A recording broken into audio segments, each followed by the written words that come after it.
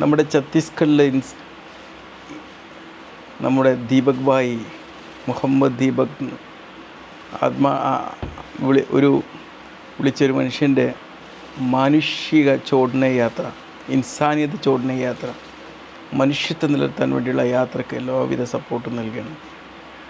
തീർച്ചയായിട്ടും ഒരു മനുഷ്യനെ സംബന്ധിച്ചിടത്തോളം മനുഷ്യരെ ചേർത്ത് പിടിക്കുന്നതിൽ തന്നെയാണ് ഒരു മനുഷ്യൻ്റെ കഴിവ്.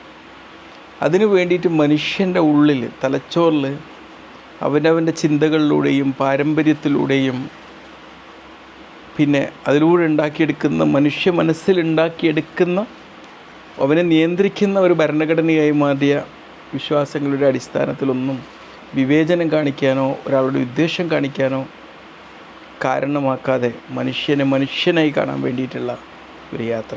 ദീപക് ഭായ് അങ്ങനെയാണ് കണ്ടത്. ദീപക് ഭായ് അവിടെ ഒരു പ്രായമായ ഒരു മനുഷ്യനെ ഒരു ഷോപ്പ് നടത്തുമ്പോൾ പേര് മാറ്റണമെന്ന് പറഞ്ഞുകൊണ്ട് കുറേ സംഘം ആൾക്കാർ, അവർക്ക് മതമല്ല ജാതിയില്ല, അവർ പറയും ഞങ്ങൾ മതത്തിൻ്റെ ആളാണ്, ജാതിയുള്ള ആളാണ്. മറ്റൊരു മനുഷ്യനെ ആക്രമിക്കാൻ വരുന്ന ഒരു ഭീകരവാദിയോ വർഗീയവാദിയോ തീവ്രവാദിയോ ഒന്നും നമ്മൾ അവരുടെ മതത്തെ കാണരുത്. മതത്തെ സ്വസ്ഥതയുടെയും ശാന്തിയുടെയും ഹോർമോൺസ് ഉൽപ്പാദിപ്പിക്കാൻ വേണ്ടിയുള്ള പാകത്തിലേക്ക് പരിവർത്തനം ചെയ്യുമ്പോഴേ ഒരു മനുഷ്യൻ്റെ മതം അവന് ഇമ്പാക്റ്റ് ഉണ്ടാക്കുള്ളൂ. ഒരു മനുഷ്യനോട് കരുണ കാണിക്കാനുള്ള മാനസികാവസ്ഥ ഉണ്ടാക്കുമ്പോഴേ ഒരു മനുഷ്യൻ്റെ രാഷ്ട്രീയം അവനിൽ ഇൻഫ്ലുവൻസ് ചെയ്യുന്നുള്ളൂ. അല്ലാതെ ഞാൻ ഇന്ന പാർട്ടിയുടെ ആളാണ്, ഇന്ന മതത്തിൻ്റെ ആളാണെന്ന് പറയുന്നതിലൊന്നല്ല. ദീപക് ഭായിൽ അപ്പോൾ ഉണർന്നത് സ്വന്തം പിതാവിനേക്കാളും പ്രായമുള്ള സ്വന്തം മുത്തച്ഛനെ പോലുള്ള ഒരാളെ ഒരു സംഘം ആക്രമിക്കാൻ വരണം, അവരെ സംരക്ഷിക്കണം എന്നുള്ളൊരു മാനസികാവസ്ഥയാണ്. മനസ്സിലായില്ലേ? ലോകം ഇങ്ങനെ വേണ്ടാത്ത പല കാര്യങ്ങളും പറഞ്ഞ് പല മനുഷ്യരിൽ വിദ്വേഷങ്ങളുണ്ടാക്കി അതിൻ്റെ കൂടെ ചർച്ചകളുണ്ടാക്കി അങ്ങനെ കടന്നു പോകുമ്പം മനുഷ്യൻ്റെ മനുഷ്യത്വം നഷ്ടപ്പെടുന്ന ഒരു സാഹചര്യം വന്നു കഴിഞ്ഞാൽ അത് നമ്മുടെ ശരീരത്തിനെയും നമ്മുടെ മനസ്സിനെയും വല്ലാതെ ഇമ്പാക്റ്റ് ചെയ്യും എന്നുള്ളതാണ്. ഒരു മനുഷ്യനെ ശത്രുവായി നിലനിർത്താനുള്ളൊരു മാനസികാവസ്ഥ നമ്മൾ ഉണ്ടാവുക എന്ന് പറഞ്ഞു കഴിഞ്ഞാൽ അവിടെ അവരല്ല ഇല്ലാതാവുന്നത്, നമ്മളാണ്.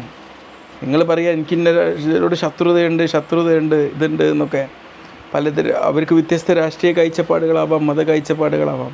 പക്ഷെ ശത്രുവായി നമ്മൾ അവരെ കാണുന്ന സമയത്ത് ആ ശത്രുത എന്ന് പറയുന്നത് നമ്മുടെ ശരീരത്തിൽ ഒരുപാട് ഹോർമോൺ വേരിയേഷൻസ് ഉണ്ടാക്കും. നമ്മൾ കോർട്ടിസോൾ ഉൽപ്പാദിപ്പിക്കും. നമ്മളിൽ നല്ല ഹോർമോണുകളായ സെറട്ടോണിൻ്റെ അളവ് കുറയും, എൻഡോർഫിൻ കുറയും. ഇതെല്ലാം കുറയുന്ന സാഹചര്യത്തിൽ നമ്മൾക്ക് എന്താ സംഭവിക്കുക? നമ്മളോടാണ് അത് ക്രൂരത ചെയ്യുന്നത്. ഇവിടെയാണ് മനുഷ്യനായി നിലനിൽക്കുക എന്നുള്ളതും മനുഷ്യനായി കാണുക എന്നുള്ളതും. മനുഷ്യൻ്റെ വിശ്വാസങ്ങൾ ഞാൻ പറഞ്ഞല്ലോ, അത് നമ്മുടെ ശരീരത്തിലേക്കൊന്ന് പോസ്റ്റ്മോർട്ടം ചെയ്ത് നോക്കിയാൽ എവിടെയെങ്കിലും കണ്ടെത്താൻ പറ്റുമോ? ഇല്ല. പക്ഷേ മനസ്സിലായില്ലേ, മനുഷ്യൻ്റെ ജീവൻ, മനുഷ്യൻ്റെ ഓരോ കോശങ്ങളുടെയും അതിവിശാലമായിട്ടുള്ള പ്രവർത്തനങ്ങൾ, ഇതിലൊന്നും അതിന് റോളില്ല. മനുഷ്യൻ എന്ന് പറയുന്ന ജീവിതത്തിൻ്റെ ഒരു ചെറിയൊരംശം പോലും ഇവിടെ നിന്നുണ്ടാകുന്ന ഒരു ഫോഗ് പോലെ മാത്രമേ അവൻ്റെ വിശ്വാസങ്ങൾ അവൻ്റെ ശരീരത്തിലുള്ളൂ എന്നുള്ളതാണ്. മനുഷ്യൻ ആഗ്രഹിക്കുന്നത് ദയയാണ്, കാരുണ്യമാണ്, സ്നേഹമാണ്. ഇത് കൊടുക്കാൻ മറ്റൊരു മനുഷ്യൻ നമുക്ക് സാധ്യമാവണം. അതിന് മനുഷ്യൻ്റെ വിശ്വാസങ്ങളൊന്നും തടസ്സമാവാൻ പാടില്ല. കുറച്ച് ദിവസങ്ങൾക്ക് മുമ്പ് നമുക്കറിയാം, ഒരു മത പണ്ഡിതൻ, സൂഫി പണ്ഡിതൻ നടത്തിയൊരു മനുഷ്യർക്ക് യാത്ര ഉണ്ടായിരുന്നു. അതിനൊക്കെ നമ്മൾ സപ്പോർട്ട് ചെയ്തു.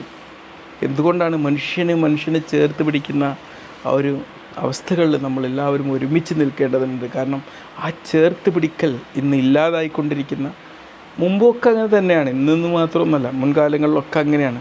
അങ്ങനത്തെ ഒരു അവസ്ഥ നമുക്കുണ്ട്. കാരണം മനുഷ്യന് നെഗറ്റീവ് എന്താണ് എന്നുള്ളത് നോക്കിക്കൊണ്ടിരിക്കുന്ന ഒരു പൂർവ്വ പാരമ്പര്യം നമുക്കുണ്ടായിരുന്നു. കാരണം നമ്മളെ മനുഷ്യനെ സംരക്ഷിക്കണമെങ്കിൽ കുറച്ച് നെഗറ്റീവുകൾ എന്താ നമ്മളെ ചുറ്റുള്ള നോക്കേണ്ട ഒരു സാഹചര്യം പണ്ടുണ്ടായിരുന്നു. ഇന്നതില്ല.